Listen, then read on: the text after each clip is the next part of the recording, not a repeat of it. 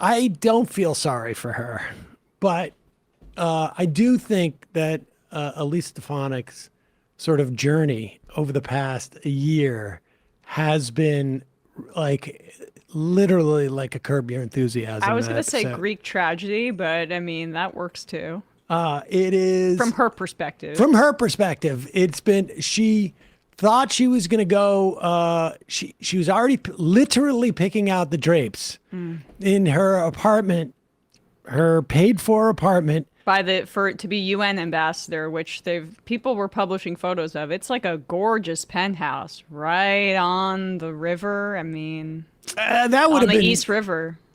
sweet. Flying around in a helicopter, probably. I mean, she must have like done a wardrobe kind of shopping spree montage almost through New York City about all the cool blazers and stuff she would get to wear at the And UN. then her nomination was pulled because Republicans had too shy of a majority in the House. And then, what was it? Then she just sat around, thought she was going to get a different appointment in the administration, and they're like, we can't afford it. And she would have to pretend she was happy to go back to her district where it seems like she doesn't spend a ton of time there and she hadn't been holding town halls for a long time. And I mean, what it also shows is how tenuous the Republican majority is, Yeah. and how nervous they are about it. And so she decides to run for governor and edges out poor Mike Lawler. This is like the Republican congresspeople in New York State are like they can't fit through the exit door that they're all trying to run through. That's the problem. Right. And I wouldn't say that she beat out Lawler for this. I mean, in the 2026, it's going to be either Hochul or Delgado who becomes governor again. Like, it's not a very good environment for a Republican candidate in 2026 midterms. So Lawler opted out of being the sacrificial lamb, and then Trump's been putting her, promoting her to run for governor, another kind of just like albatross around her neck.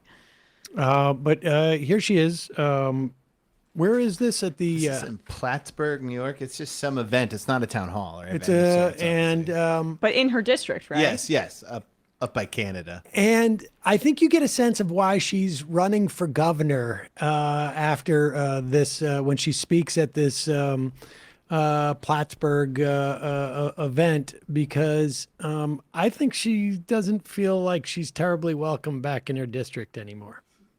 Introduce to you our Congresswoman from New York 21, Elise Stefanik.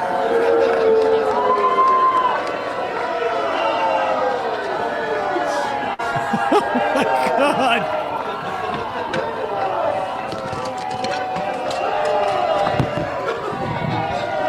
Things are falling. She's dropping papers. Thank you, Mark, for that kind introduction.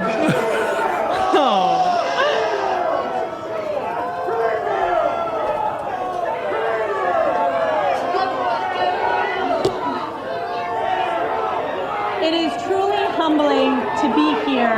Oh, I'd say it's pretty humbling. It's the first time I've heard that used honestly. Right. You know, I'm going to turn this back to you, Mark. This crowd is not being respectful. John Zerlo is deeply respectful. I'm going to turn it back to you.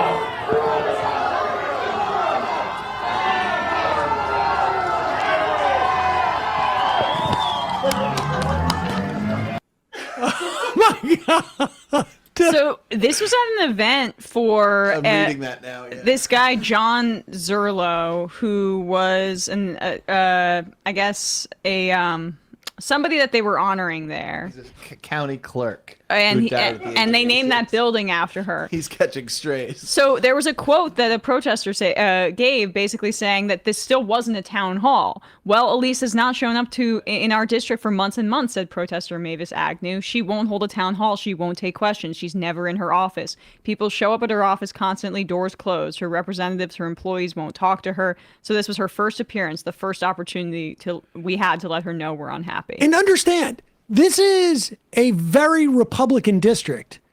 They are at, I don't know for sure if that guy, the furlough, was a Republican. Right. They may not have been partisan on that level, but he certainly was. I think if he was, I have no doubt he was coded Republican. Right. So this is not just a nonpartisan event, but probably just by just sheer numbers, to the extent that you could say like a Republican event, in the way that most events up there are probably just Republican coded. And she's literally booed off the stage. Yeah. I mean, I think it was more just the fact that it was her first appearance in the district in a long time. Like, I don't know enough about this county commissioner guy, but that's what they were saying is that she won't hold town halls, and they want to let her know, especially about the Medicaid cuts, is what a lot of these protests are centered around. We don't have an opportunity to let our representative know that she's not representing us unless we show up at this event. It's very satisfying. I wonder who the Democratic challenger is going to be there. Yeah. Especially because this woman, Stefanik, like went from a real critic of Donald Trump to the most MAGA-y red person ever. Like the epitome of a slimy, believe in nothing politician, even on the Republican side. And we have plenty of those on the Democratic side. You mean like Marco Rubio or J.D. Vance? Or all of them. All of them. In the all of them. administration? Yeah, basically. But for her, it was a J.D. Vance trajectory. And to see her getting punished like this is satisfying. Speaking of town halls, if you're in the St. Louis area, Congressman Wesley Bell, a favorite of AIPAC who was recently on a trip to Israel, will be having one Tuesday tonight, 6:30 Central Time. So look into that, folks. 6:30. We'll put a link to that. Just to encourage folks to go visit. I mean, has Stefanik announced that she's going to retire or resign from her seat after this? She should be updating her LinkedIn, I think. Oh, yeah. But has she made that announcement? Because if she runs again, I mean, can she run for governor and re-election simultaneously? I'm not sure about the New York State rules on that front. I think she would have to give up her seat. We got to check on that, because that seems like a potential pickup based upon her reception there. Oh, yeah. Also, she cloaked herself in the man's, John Zerlow's name. She said it's a disgusting disgrace that this is what the far left does, rather than understanding that his family has been through tremendous amount. It was about honoring his legacy. So I remember when the DSA was gearing up to go see the Zerlow dedication. Nothing like those far lefties going to way upstate New York to protest at one person at a dedication. How dare you Bucky's. not let me use this guy's dead body as a human shield? you're right.